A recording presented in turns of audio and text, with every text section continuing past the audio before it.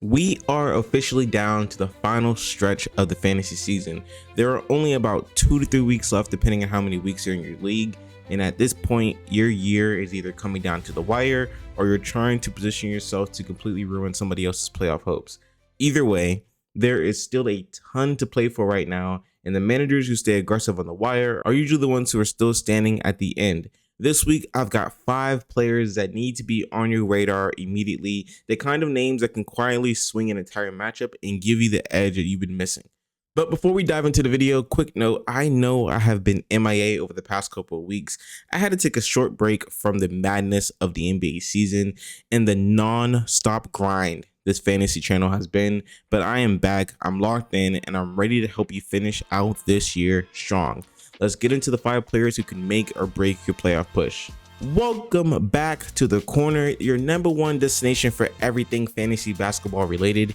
Every single week, at least now, I'm giving you guys waiver targets, trade advice, sleeper picks, and everything you need to stay one step ahead of your competition. If you have been enjoying this content, make sure to subscribe and turn on notifications so you never miss a single upload. And boy, it feels good to be back. Now let's get into the video. Now, there's one thing that you guys need to keep in mind, that every single player on this list is currently rostered in under 30% of leagues out there, which means there is a very real chance they're sitting on your waiver wire right now. You can go add them today.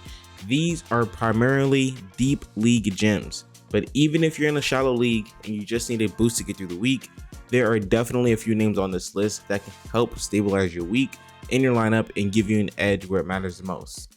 Now let's get into those names. First up, we have Jay Huff, and this is the name that I've already mentioned like once or twice before. And at this point, it feels like the Pacers have fully embraced the tank. Honestly, they have been trending in the worst way majority of the season. They've already started positioning themselves for the future with moves like bringing in Zubac from the Clippers and leaning into losses to improve the lottery odds for next year. And when teams shift into this mode, it can get a little annoying for fantasy, but it can also be very beneficial. And that's when we as fantasy managers have to pay attention. One guy who has quietly benefited from the chaos on the Pacers all year long has been Jay Huff. He has been holding it down in the front court pretty much all season, and lately that opportunity has started to actually stabilize. Over the past few weeks, Huff has been averaging right around 30 fantasy points per game, and more importantly, the role looks real. He's getting consistent run, he's producing with the minutes he's given, and right now he looks like the clear front court option in Indiana.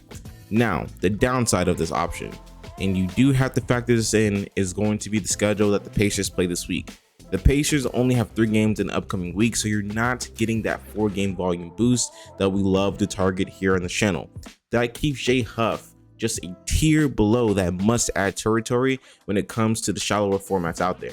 But if you're in a deeper league or you need reliable center production, Huff is absolutely in play right now for your teams.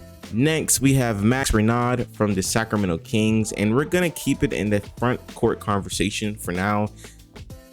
And this is not the first time we talked about him on this channel. Earlier in the year, I was flagging the upside in playing time that he was starting to earn with Sabonis missing more and more time, but now the situation has changed completely in a very large way. While I was gone, Sabonis has been ruled out for the remainder of this season, and he may even miss the beginning of next year as well. Now that Sabonis is gone for the rest of the year, it now gives Renaud a clear runway to get more significant minutes in this Kings front court. Renaud isn't fighting for scraps anymore.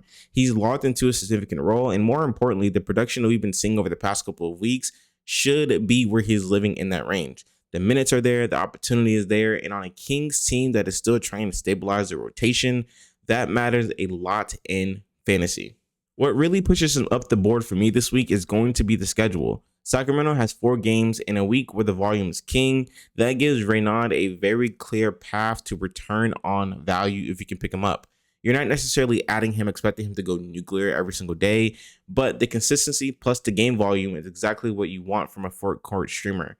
I think a realistic expectation here is around 25 fantasy points per game, which should land him right around that 100-point mark for this week.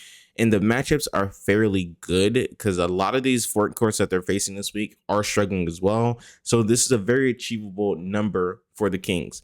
In deeper formats, he should absolutely be on rosters if he's not already rostered already. And even in standard leagues, he's at least firmly on my watch list right now. It is absolutely no secret that the Memphis Grizzlies have been a complete mess from opening night this year. And yet somehow they're still hanging around in the West, currently I think at the 9th or 8th seed. John Morant is having one of the worst fantasy seasons in recent memory, and that has left a lot of production on the table for role players to scoop up. One of the biggest beneficiaries lately has been Good Game Jackson. And yes, I do know that's not his legal name, but I like GG a lot. Since January 18th, Jackson has been averaging just under 30 fantasy points per game, and that role has quietly started to stabilize. He's not a flashy player, he's not going to win you the week by himself, but what he is doing is providing steady, usable production night in and night out. And that type of play is gold in almost any type of format. If you're in a deeper league and need a reliable rotation piece, he absolutely fits that bill. And if he's somehow still sitting on your waiver wire, I do think he's worth taking a shot on right now, while the minutes and opportunity are still there in Memphis. The Utah Jazz made a pretty shocking move acquiring Jaren Jackson Jr. from the Grizzlies before the trade deadline. This deal right now to me does not make a lot of sense, but I think next year it's going to look like a very, very smart move.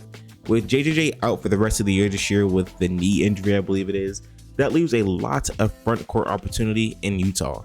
Now, I spent a lot of this season talking about the upside of the players in Utah, and pretty much everyone who I've called out so far has been right on the nose money. And that brings us to Kyle Filipowski. The Jazz have been absolutely crushed by front court injuries all season long, and it's finally opened up the door for Kyle to get a real run at the power forward position. And lately, it's starting to pay off for the Jazz. In games where he sees 20 plus minutes, he's averaging right around 30 plus fantasy points every single night, which is very usable production. Now, the Jazz only played 3 games this week, so there isn't a huge schedule advantage for rostering Kyle this week. But with the upside of the young core in Utah and Filipowski's minutes trending up, I do think he's worth taking a shot on, especially if you're in a 12, 14, or 16 team format where you need that front court help and something to stabilize the rest of your team. Now, the last player on this list is going to be Marvin Bagley. And Bagley is not a player I usually get excited about. Maybe 3-4 years ago, early in his career, there was a real upside to this player. But over the years, that has almost entirely faded. And this could realistically be one of his last real opportunities to stick in the league. But that being said, the situation right now in Dallas is beautiful for him. He is playing meaningful minutes for this super young, inexperienced Dallas Mavericks team. As long as he's still seeing that 20 to 25 minutes per night range, the opportunity alone makes him a very viable deep league ad right now. If you're in a shallow league, I wouldn't call him a priority or really even look his way. But if you need a short-term rotational piece for a night or front court depth, I honestly think that Marvin Bagley can give you serviceable production reliably. While the minutes are still there for him due to all the injuries and Anthony Davis being traded, I do think Marvin Bagley can actually find a role here in Dallas.